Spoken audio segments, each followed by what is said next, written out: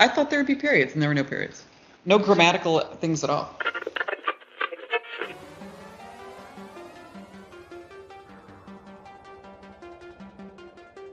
It's that time again. Time for the all-new Culture Cast, which begins right now. All right, welcome back, everyone. I'm here with Corinne. Hi, Corinne. Hi. And we're talking tonight, Turning Red, the controversial, I'm using air quotes, movie that came out last March by Pixar.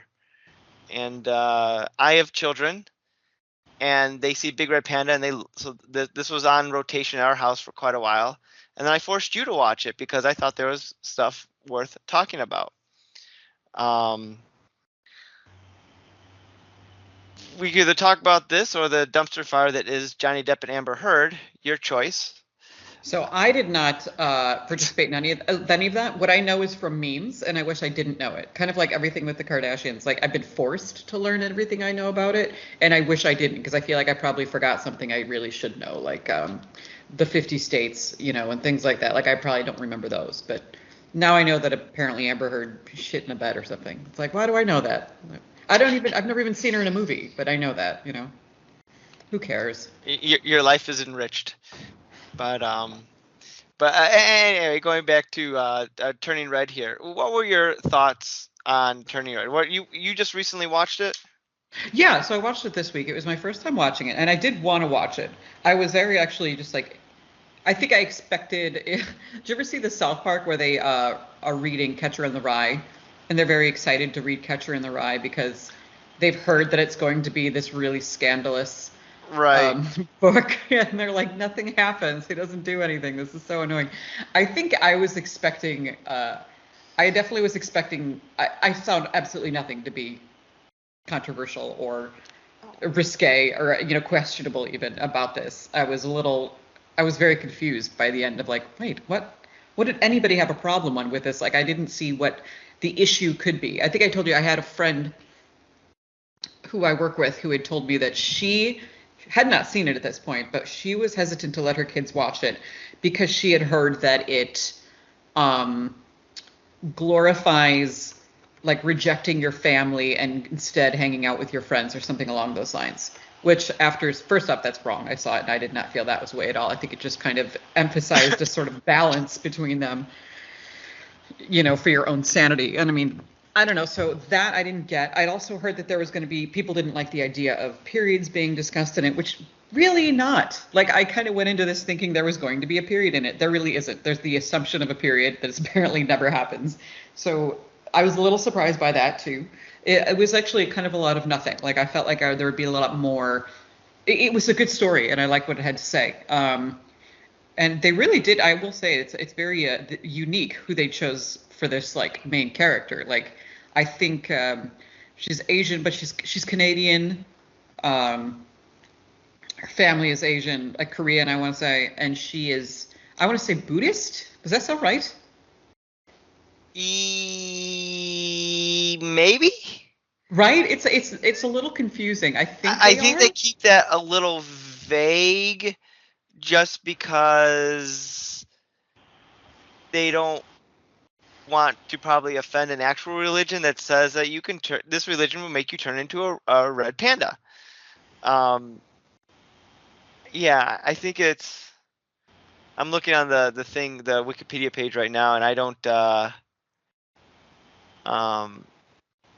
Yeah, it doesn't say anything. I think they just keep it. It's generic Buddhism or something like that.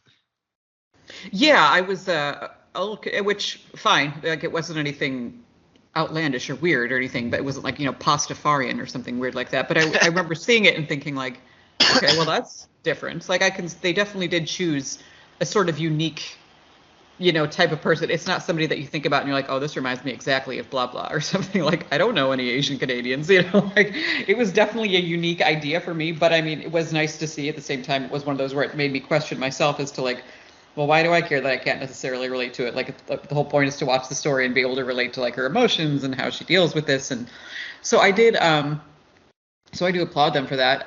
That's the only somewhat controversial thing I could see is that somebody was out there like, hey, I don't know, understand, I don't relate to this, and I don't want to watch it unless it looks like me or something. That's all I could really come up with. I was very confused with what the controversy is. Have you read anything about what this controversy is? There are like 100 different controversies. They were coming up with something new every week. It seemed like there's first, oh, it tells students to reject their families. No, it Hmm. doesn't. No more than any other Disney movie where the protagonist is a teenager and the parents or the person overseeing them says, "No, you can't do that," and then they go and do that thing and they grow as a person. Everyone learns a lesson. Um, like at the end of the movie, she still loves doing stuff with her family, but her mother also learned not to be so on top of her and let her be a kid, or I guess a teenager in this instance. Then people were like, "Oh, it's about periods. It's about you can't talk about periods because we, God forbid, we talk about things about female anatomy." Which yeah, the film is metaphorical. I mean, she turns into a big red panda as certain at a preteen age, and even there's a gag at the beginning where the mother runs into the school and says, "I have pads."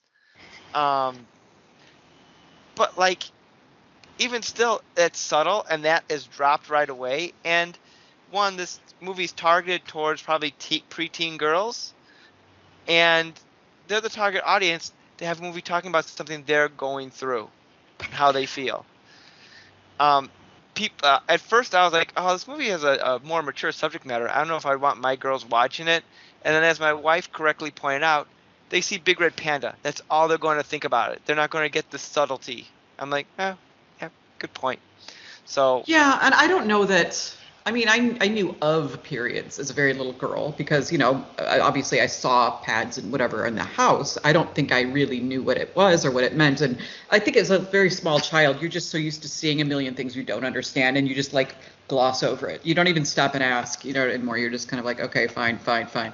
I remember I used to, when I would teach voice, if I had a really small student, a lot of times their mothers would like to sit in on the lessons and like I would say something and I'd be describing something about, I don't know, piano or soft palette or some nonsense thing that I should not have been talking about to a really young kid. And the mom would stop and be like, "Do you understand what she meant?"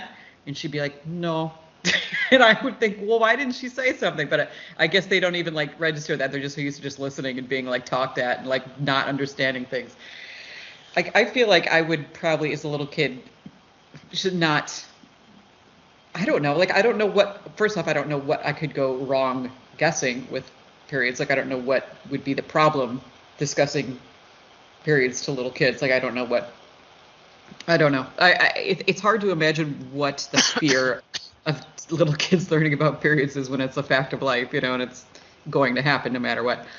And actually, well, 13 is a pretty normal age for it. I was actually surprised when the parents were like, "Oh, already?" Blah blah blah, and I was like, "Already?" I was like, "That was already like that was almost sort of late." Like I thought, at least in my day, but apparently, I don't know. They say as the years go on, it seems like it becomes later and later for kids. So I don't know. it could also be a characteristic of the mother, how the mother still sees her baby girl as literally a baby girl, and she's not ready to accept her as growing up. But that neither here nor there. But I also think I went into this thinking that her turning into a panda was more a not literal, which it actually is. Like in the movie, she actually does physically turn into a panda. Like people see her and she's a panda, and all this. And like I wasn't thinking it like that. I was thinking of that like that one Amy Poehler Pixar movie with all the moods, like happy and oh, sad Inside and Out. I haven't seen Inside that Out. I one. could never think of that one, but I mean, I thought it was more like that. Like it was more like metaphorical or something, or more like she feels like she's or turning into a big bear, or something. But no, like she actually literally turns into a big bear because of some family curse, which I was like, okay, so there's magic in this one too, like in Kanto. Well, got it, fine. But what I love, how it's very different from Encanto, is I feel like one of the messages within Encanto that I did not like was this idea that despite having an incredibly flawed family, don't you dare think that you cannot live with them at some point in your life or anything like that. Like I feel like that really pushed a kind of dangerous opinion about like sticking around with your family too long, especially everybody living in one house in that, which I did not care for. This I think, which is not in any way saying reject your family with Red Panda, but Red Panda turning red. I felt it was more saying like, look, it's all right to be able to get some of your emotional needs from friendships. Like you're not going to get everything you need out of your family. Your family is flawed, and that's fine. Go enjoy your family friends. Like her friends really are wonderful. Like my gosh, what fantastic friends she has in this movie. I kept watching it thinking like, you don't have like girls don't have friends like that till they're in their 20s, but I love it. Like God bless it. Like these are the one she really does have wonderful, wonderful friends, and it made me so happy for her. And like especially the first half of the movie, like I hated her mother. Like I thought her mother was unacceptably ridiculous. Like to the point where I couldn't believe she didn't just run away or something. Like I feel like I probably would have at her age and been like, this is I can't. That embarrassment in the convenience store, like things like that, like that's just too much for a 13-year-old girl. You're so sensitive and so everything embarrasses you, like oh the horror. Like I just watched it and was like, no, I would lose it. I would absolutely have lost it if that was my mother. I would have completely just cried and whined and wailed and like said I wasn't going to school and oh God, it would have been so bad. She actually handles it relatively well. So in my opinion, Have you ever seen the TV show The Goldbergs? I know of it, but yeah, like The that mother's really obsessive with the family, right? with her kids, yeah, and I mean that's obviously done played up for a more comical effect. Um, but similar in tone where she's just just too involved in her kid's life. Hmm. But the um the so yeah so there's the whole period controversy, which it's a non-controversy, quite honestly. And then on top of that, there was the kids pulling away. No. And then here's the craziest one I recently heard. So this movie, interestingly, takes place in um, 2002, which is 20 years ago, which does not feel like 20 years ago, but it is. But what's like I think like, well, that's a weird time to put a movie. But if you think about past Disney and to a certain extent Pixar movies, they have things like that set place in the past, but it's like relatively recent past compared to when the movie came out. So like it just seems weird. Anyway, I'm neither here nor here. But someone was complaining that Turning Red was not good because it took place in 2002 and there weren't enough 9/11 references. It was Canada. It's I, not even America. and it's like I wish I could make that up, but someone was being legit about that. I'm like, why should it be referenced? I mean, I think of myself back in 2002, um, I was gonna say, if you and were like these kids and you were 13, why the hell would you be talking about it? Yeah. you wouldn't. I mean, you And wouldn't. unless you work for the New York Fire Department, like, why would you be discussing it? Weird. So yeah, very very strange. Um, but it's like the people are trying to find a reason to hate on this movie, and it's ridiculous. I got theories why. I think people like just they don't want to talk about things that are uncomfortable to them. The white male fragile ego in many instincts, Yeah, which I is think they're sad. uncomfortable. I think there's being uncomfortable with a white person not being centered.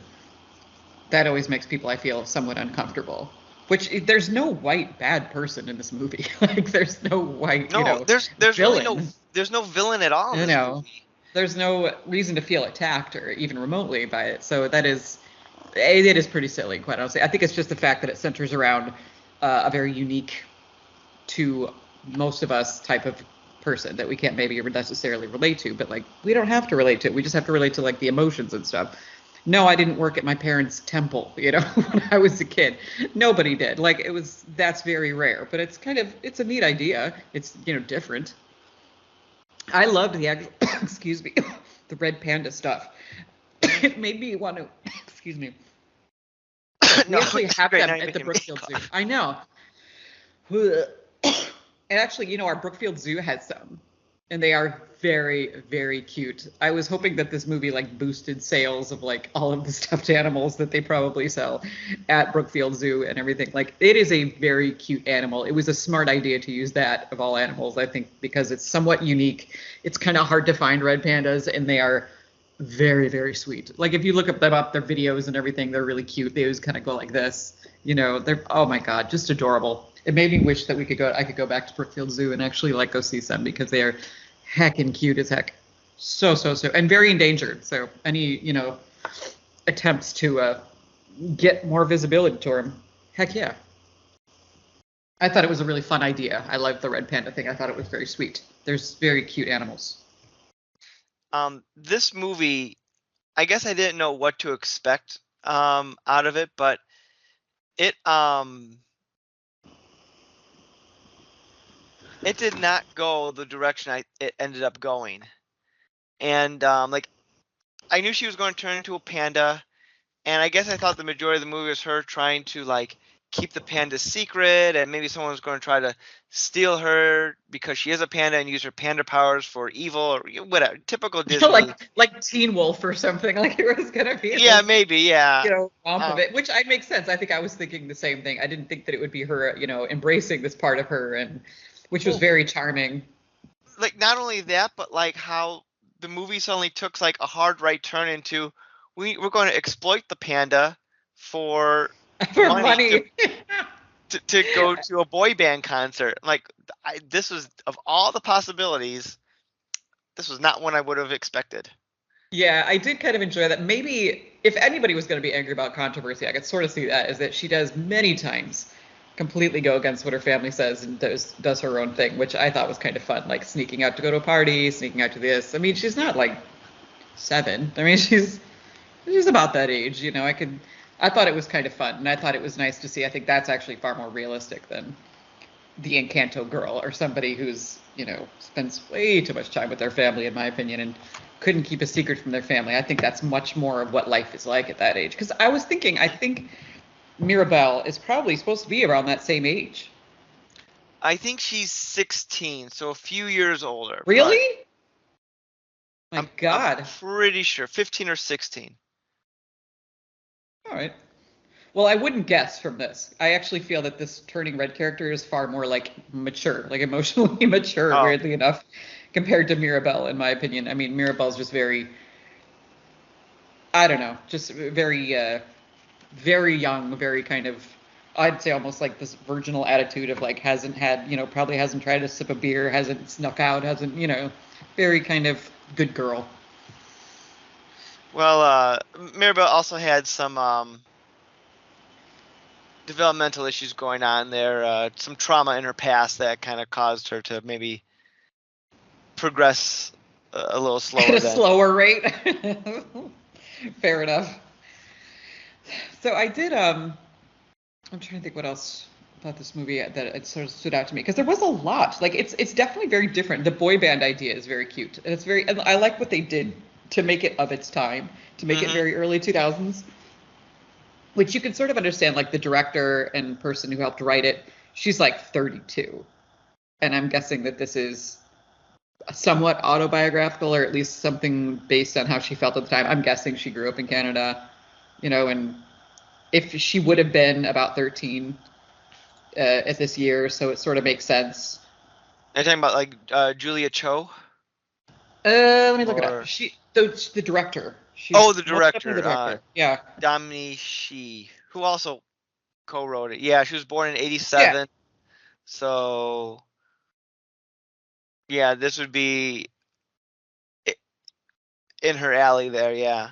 Yeah, so I feel like that's probably what she knew, and that's why she chose it. And I actually really liked what they did to make it more of its time. I do feel like you're going to ruin a lot of stories, especially like kids' stories, when if you're doing them in modern day and everyone has like cell phones and everything. That's just going to ruin like so much of the story of like, running and hiding and, sneaking and things. Like phones have ruined all that, everything is seen everywhere. I thought the boy band thing was very cute, very of its time. Very much like NSYNC, and Backstreet Boys, which was, very, very big around then, I thought that was really cute. I like that, 98 Degrees. I love that their name is Four Town, even though there's 5 of them. It's so stupid. I love it. Um, and very unique how like they oddly help at the end with the like chanting to like get it out. Right. Like I was like, well, that's interesting. All right, why not? It all Like comes together. I know it went full circle this story. I also love the idea of the Tamagotchis, which is very cute. Yeah. With the time period, they all have Tamagotchis, and at the very end, all of the aunts and mothers like have hid their pandas as Tamagotchis instead of keeping them in their jewelry. Well, I know the mother, um, uh, Mei Mei's mother had the Tamagotchi, but I think everyone else had something different. Because I know the grandmother put it in something that said 13, and Hmm. because she kept going like, oh, such an unlucky number, such an unlucky number, and there's a bit at the end where she's like playing a card game, she loses, and she picks up her new token, and she's like, oh, 13, unlucky number, or something like that. Was it 13 or 7, or I don't remember what it was. Not important, but I think only one of them had the Tamagotchi. I think it was only the mother, because I Was it remember she just the was like mother? playing it I in thought like it the was temple. very sweet. Yeah, I thought that was really cute, and I liked how they did with that. Another good use of the time period, I think. Very sweet. Although wouldn't the Tamagotchis be kind of on their way out by that point? They would have. I believe I had one, and it was when I had one, I was already really too old to have one, and it was already been after the fact, and that was I want to say 99. Okay. I'd want to say they're like more like a mid '90s kind of thing there. But I mean, she does establish she does. I do what I want, how I want. I'm my own person, and like she points out like with the Tamagotchi. Um, but yeah. Speaking about the music on this, I guess the music was written by um Billie Eilish No and way. Phineas. Is that her brothers? I want to Oh, I've say heard. Yeah, that sounds Phineas. right. Yeah, they wrote the 3 original songs performed by Four Town, which I think is very interesting because Billie Eilish is 12 and was born like like after I was the gonna say boy that was band probably the year she phase. was born. When 2003 is probably the year she was born. For God's sake. I just pulled up. She was born in '01, so it's yeah.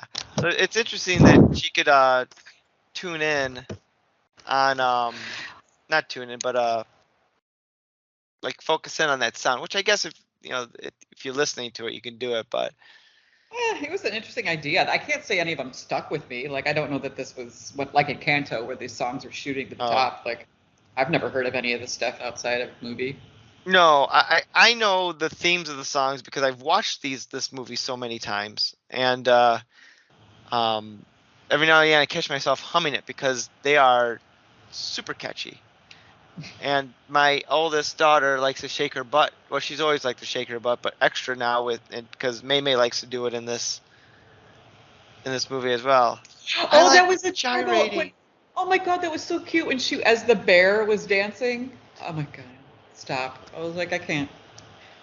Really cute. I did actually really enjoy at her little mini rebellious parts, which were not rebellious, obviously, in the grand scheme of things. But It was average kid rebellion. yeah, that's what I would say. I think that's a realistic version of rebellion. Yeah, which I thought was very sweet. And I do really like the part with her and her friends. I thought it was very sweet. Like she has amazing friends, which I wish, I wish everybody could have that at that age. Like they really are. Like I would want to spend all of my time with my friends if I was her. Because her family is actually pretty insufferable, in my opinion. The dad seems okay. He has no voice whatsoever, and he should step in more, but whatever. Well, clearly the mother is very domineering in that family. She runs that roost. Yeah, has the mother never been a daughter? Like she talks a little bit about her as a kid, but I want to be like, do you not remember being a kid? Because you are mortifying. Like who does this? Runs up to the school and is like, I got your pants. Or runs up to the boy who she clearly. I love that. This is another cute thing is they.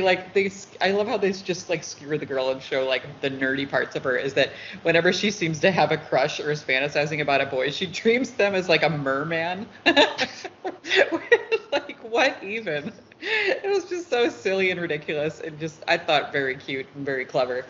But yeah, I love that she opens up this notebook and she just has pictures of like drawings of the boy from the convenience store, and one of them is him as a merman.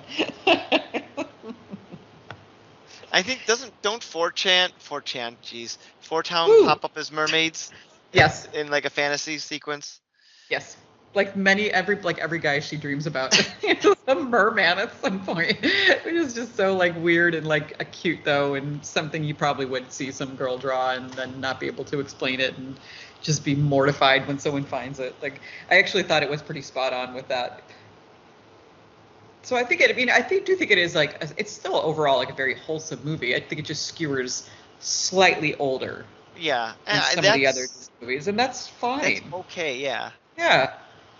To go back to the mother thing, there is a bit where it's implied that the mother acts the way she acts because that's the way her mother acted with her. Because if you recall, when the grandmother is first introduced over the phone, is right after May May tries to give the big PowerPoint presentation about why she should go see Fort Town, and she's like the mother's mumbling to herself like, where does she think this? Why would she act like that? Like in my day, blah blah blah blah blah blah blah. There'd be this or this. Where would she even get anything like that? How would she act like that? How would she be like that?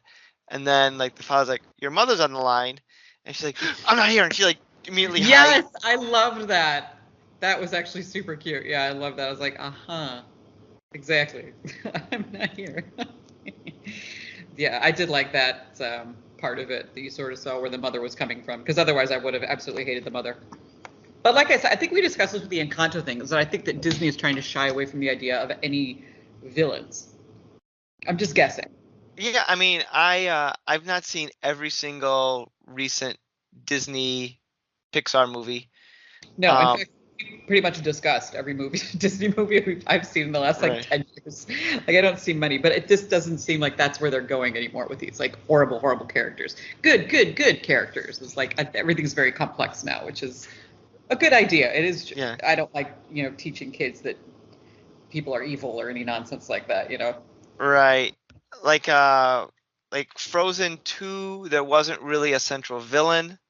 There was like a bad guy in the sense that Elsa and Anna's grandparent did something crappy decades earlier, and they had to fix that problem. Mm. But he wasn't even in the movie at all, other than just a flashback vision. Moana didn't have a villain.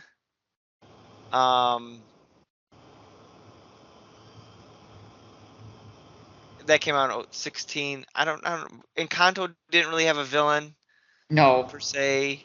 I can't think of other Disney movies that have come out lately, but they do seem to be like they're diversifying it up a little bit. And yeah, I think that is good. They need to do that because you can't so many times you could dip into that pool without it seeming just like, okay, what's it going to be this time? What's it going to be this time? Yeah, I was actually slightly disappointed to see that this had magic in it yet again, as I think I kind of enjoyed the way that it seems like kids' movies are becoming a slightly more realistic or relatable. I was a little bummed to see that. But I mean, it was well done. I overall loved it. It was just kind of like, oh, it's a real, the panda thing? Okay, we're going to do this. It's like, sure, fine. But I mean, because I love I don't know if this is what actually happening, but the thought that they're phasing out princesses, if that's what they are doing, I am all for it. Like, I really do love that. Princesses were always something that you could we all were obsessed with them as little girls, but you absolutely could not live up to them. Like, they were all so gorgeous. It was ridiculous, so thin and so perfect and pretty. And they all came from like, they were all orphans or something you could never live up to or some crazy story. And it was just, good Lord. Like, I would love it if that was just like stopped being a thing altogether. We have enough. That's enough. I mean, you really don't need any more anyway. Right. I don't know. I'm trying to look up a list here of Disney films, of Disney animated films, and I can't find a good listing of them, which is weird. But I wasn't sure, since maybe Princess and the Frog, is that maybe the last? No, Frozen. They were princesses. Frozen, and Right. to a lesser extent, well, Moana was a princess. She's considered a Disney princess. Yeah, Oh yeah, so I was going to say that Scottish one was kind of a princess too, right? Brave, although she's Brave. technically Pixar, she I think they count her as a Disney princess. So it's what's interesting is like Elsa and Anna from Frozen are not considered official Disney princesses, which you think it'd be a slam dunk because that's what they are. But I guess the reasoning for that is um, Frozen is such a big brand by itself that they don't want to include Elsa Anna into the princess line Hmm. because Frozen is its own merchandising thing. So I guess if Frozen ever dies down, they'll bring her in. Um, Last year there was Raya and the Last Dragon, which no one talks about Never even heard because of that. yeah, it was one of them that kind of was just shoved on Disney Plus because COVID. Um, it's definitely not a kids movie. It's if I tried having my girls watch it, which they have, they'd probably get bored midway through because it takes itself way too seriously. Um, I don't think she was. Raya technically might have been considered a princess because she's like the daughter of the town leader. I don't know if that counts, but so I they're didn't they're see going that one. they're going in and out with the princesses. So Well, I definitely agree with the idea of making these characters more relatable, making them less thin, making them less gorgeous. Like I feel like this girl, Mei Mei, was definitely not supposed to be somebody you would see and be like, wow, stunning, gorgeous. Like I think she was hmm supposed to be a very typical run-of-the-mill girl, which I think is important, and I do would right. love to see more of that. You know. I love how all of her friends were different in their own way. Like you had one that was a tomboy, another that was very I'm too mellow for anything. One Yeah. um that was like very animated and violent. Um and also like all their body types were different and Nationalities were different. You know. yeah, yeah. So like that I appreciate seeing versus the just because I find like a lot of times these movies even when they have like a lead who's like a minority, all their friends are that same minority group. But this is like they mixed it all up, which is what it would be like in real life. Ideally. You know. Well, Yeah. especially at that age and Yeah. everything. Sure. Um, Yeah. Yeah, I so do think it has a whatever it was trying to sell, I think is a nice idea.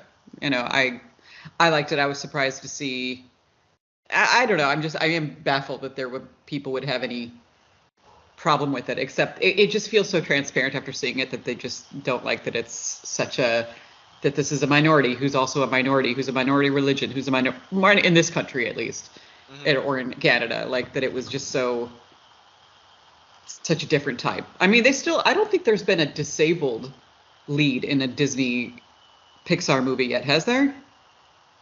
Like, they really haven't gone really out there with any of these characters. They've just all been so one note.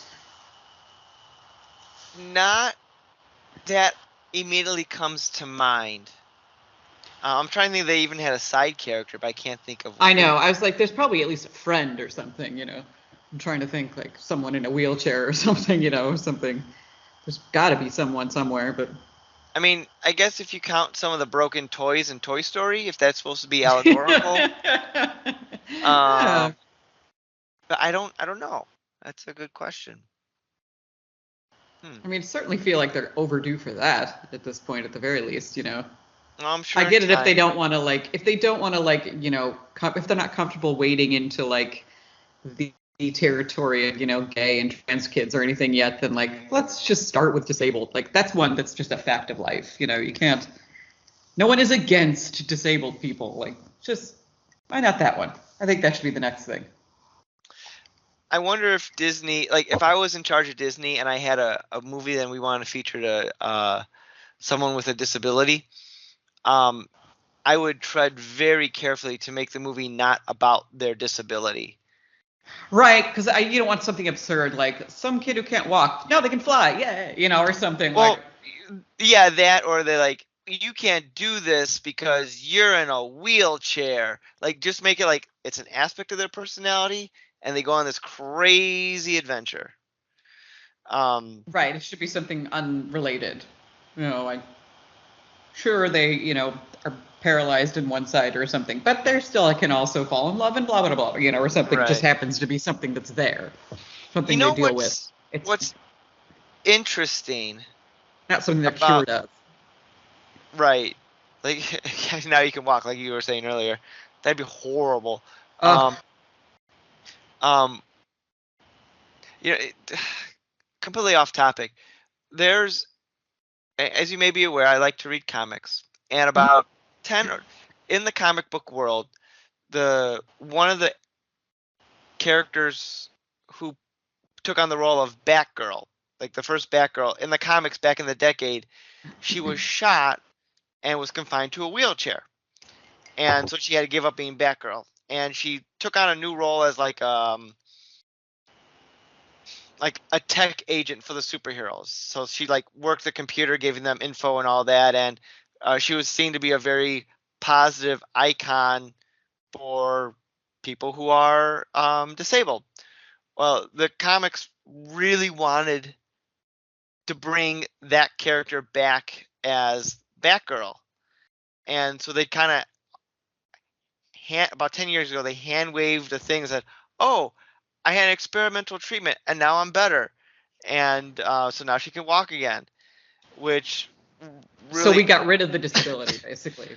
yeah, they kept this part of her history, like that didn't go away, but they But she couldn't yeah, be a superhero apparently with it, which, yeah, you make a good point. Like you'd have to be able to, this has to be something they live with, not something that they're cured of or something that somehow goes away at right, the end because of magic or some nonsense, it's just something that's just right. there. And especially since it was part of the character for decades at that point, and they established her as her own hero in her own right, using her other, like her intelligence and attributes and things like that.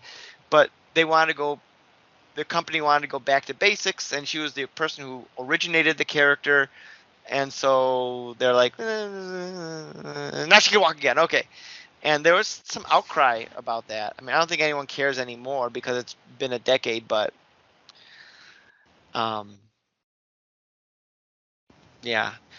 Anyway, I was about to say, which is interesting that I have not seen this criticism against this movie yet, which I'm shocked, is that there has been um, a significant issue when it comes to minority characters in animated films, that they don't stay that minority, that they always get transformed into something, particularly black characters. Oh, I'm not saying this is huh. it across the board, but Princess and the Frog, she's a frog for majority of the movie. Um, the there was a movie called Soul a couple years ago where the main character was like a black guy. I think he was like a Like a musician. saxophone player or something. Yeah, yeah. And I think I haven't seen it, so I could be wrong on the plot line, but he either dies or his spirit is separated from his body. So the majority of the movie, you see him in the ghost form trying to fix whatever the problem is. There's that Will Smith movie a couple of years ago called Spies in Disguise, where he's a super secret agent, but then he's transformed into a bird for most of the movie. Hmm. Um, it's if you go down that rabbit hole, it's really interesting that they do these films like that feature like particularly black characters, um, but they're not that you don't see them as black throughout the majority of the movie.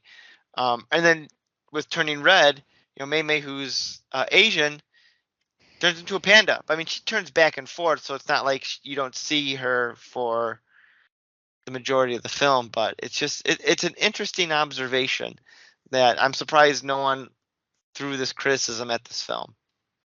Yeah, you do make a point, especially considering it is such a stereotypical like Asian type animal too. You know what I mean? Like a panda. It's like it does seem like a cheap shot. Quite honestly, be like I'm trying to think of like a Native American person turning into like a buffalo or some shit, or something, and everyone would be like, "What? Like, there's other animals, But yeah, huh, that is interesting. I had read that this was the first time that Pixar had had any sort of real lead that was an Asian outside of Up, the boy in Up. That was like the only other time that it really happened. I did not know that. I didn't even know the boy in Up was Asian. I've never seen Up. Oh, Up is fantastic. I know people keep saying it. I'm not against seeing it. I'm sure at some point in my life I will see it, especially now that I have kids. But it's like one of those things where people are like, "You gotta see Up. You gotta see Up. You gotta see Up. You gotta. It's a great thing. You gotta see Up." And I'm It's like, like Breaking Bad and The Wire. Go to see it. yeah. And it's like, you know what? No, now I don't want to see it out of spite. Well, it's not that good. I mean, it's not, it's not like that's how I am with like Star Wars or something. Like I'll be like, well, now I don't want to see it. Like everyone doesn't stop talking about it. Now it makes me unique because I haven't seen it. Like. But yes, I know it's supposed to be really good, and you're supposed to be crying in the first 5 minutes of the movie. Oh god, yeah. Which do you ever watch It's Always Sunny in Philadelphia? Yeah. Did you see the episode where Charlie fantasized about his life with the waitress, and it was a parody of Up? I don't know that I did. I watched it a lot. I don't recall that one. I'll try to find that clip on YouTube and I'll send it to you. It's pretty. I mean, I haven't seen Up, but I knew exactly what they were doing. Yeah, but it's pretty good. But I really like Turning Red. It's one of those movies that even though it's on Disney Plus, I'd be tempted to buy a physical copy of it just to have it on physical media. Yeah, I will say it's definitely it has a real fun, quirky quality that I don't feel like Disney normally dabbles in. At least in my opinion, they don't. Like they never allow, I feel like, the female characters to truly be like weird. And some women are weird, which I appreciate as a like weird quote unquote woman. Like I was a weird girl too. You know what I mean? Like a lot of us are weird. Like so thank you for that. Thanks for the girl with the weird, I draw mermaids out of the men I like, or whatever, like something embarrassing and silly. And like, yeah, it happens. Like, I don't know. I actually really appreciated where they went with her, making her so kind of out there and certainly not the idea of the male gaze, your typical something you would see in here. It's like, there's nothing necessarily attractive. Well, that would be really creepy if they did that because she's right, 13. She's 13. Well, I mean, if you look into, I'm sure Cinderella's technically like 15 or some crap. I don't know. True. I know, like, God. like Ariel from Little Mermaid, who's just wearing a bikini. No, not even that. Seashells. She's supposed to be 16 as well in that movie. I mean, she's very sexualized. Yeah, like we don't need to see her navel, the entire goddamn movie. But why not? Sure. But they in no way made this character like even remotely sexual or even something that a 13-year-old boy would like. You know what I mean? Which, as far as I can tell, at least, which I thought was, I don't know, I appreciated it. I liked her childlike qualities and her weirdness. It was very real. I like when she's on the bus and she's doing her math homework and she's talking to that business guy like, the hustle's real. Yeah. She kind of reminded me of like this movie that I actually did not care for, but I'm sure apparently it was very good for like women in general. It was Booksmart. Did you ever see Booksmart? No, but I've heard it's pretty good. Yeah, it was I wish I'd liked it, but I mean, the characters are very similar to this. It's supposed to be this sort of like what you don't typically see, like the straight A student, but also they're cool, or at least they want to be cool. They try to be cool, They don't embrace like nerddom necessarily or anything. They're kind of like, nah, I'm likable and neat and I dance, like pop culture and everything, which was, I thought that it reminded me of that sort of, which was kind of cute, which was nice. As you say that now, it kind of reminds me of, do you ever watch Bob's Burgers? Uh-huh. Like Tina, how she's kind of at the same age. Tina's fantastic. Yeah. Yeah, and she's got the weird, like, obsessed with butts. Like yeah, toys and in their butts. And she still likes her, like the My Little Pony knockoff. Yeah. Which the My Little Pony episode where they go to the pony convention is amazing. That's what we should do that because they have a movie now. Maybe we should all do the Bob's Burgers movie. I would love to. I I love can't. Bob's Burgers. I don't It's know when the hell I'd go see it, but it'll be on. It'll be on. Hey, maybe it's 20. It's 20th Century Studios, which means it's owned by Disney. Which means in 45 days, maybe it'll be on Disney Plus. So put a pin in that. We'll circle back to that. I would love that because I did go ahead and look at the cast list and I noticed that it had Zach Galifianakis in it, and I always love when he's on as Fish Odor's brother. Felix Fish Odor. Yes, I adore that character. Yeah, we'll do that after we do Detroiters, which I'm finishing up. So Oh, how do you like it? It's amazing, right? it's really good. So yeah. Anyway, okay, we gotta get that's way off topic here. Let's kind of wrap this sucker up here. So yeah, Turning Red. I give this movie 5 out of 5. I thoroughly enjoyed I love it. I thought it was really good. I thought it started a little slow, but I loved where it went, and it built up really well. So it's not like I could be mad at it. I don't know that I'd watch it again, but I thought it was good. I'd recommend it, especially to like people with preteen or tween girls. I think it's a great you've watched for them. My kids always love the ending. For weeks they're saying like, "Mama turns into Panda, Mama turns into Big Panda," and they'd be going like, May, where are you? When she's rampaging through the city. Which brings up an excellent question. Did no one know that this panda thing existed? Because now you have like this rampaging panda. You can't really cover that one up too much. Yeah. I mean, it's nice that they're rebuilding the dome at the end, like they show that they're trying to like earn money again for it. But yeah, like what is everybody's takeaway from it? It's like Endgame or something. Like I'm sure some people died, but sure, whatever.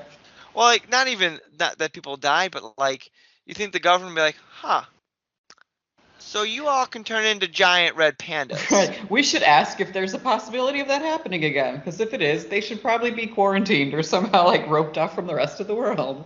I mean, I know it's a kids movie, but if this was like real life, those people would be thrown in a cell, never to see the light of day again, and the government would try to figure out how do we weaponize this.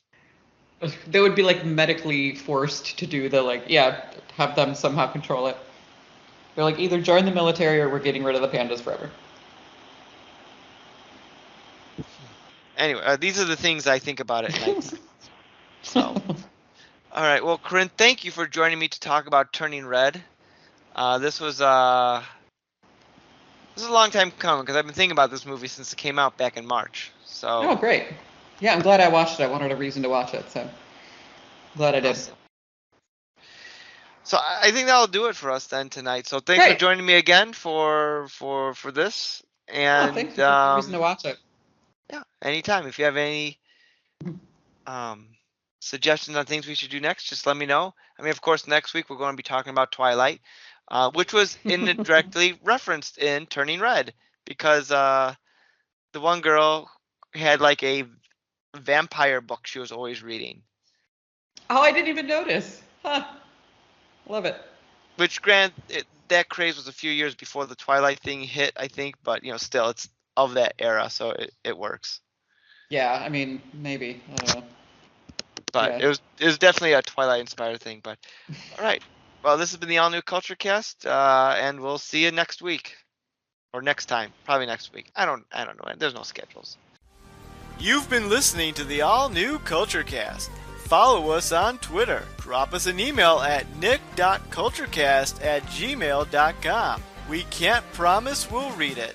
Theme music by Dana Vodovaz. Check out his work on YouTube at Vodovaz Music Productions. This has been a Saltwater production. Original material copyright 2022. Thanks for listening. I don't understand Dave Chappelle.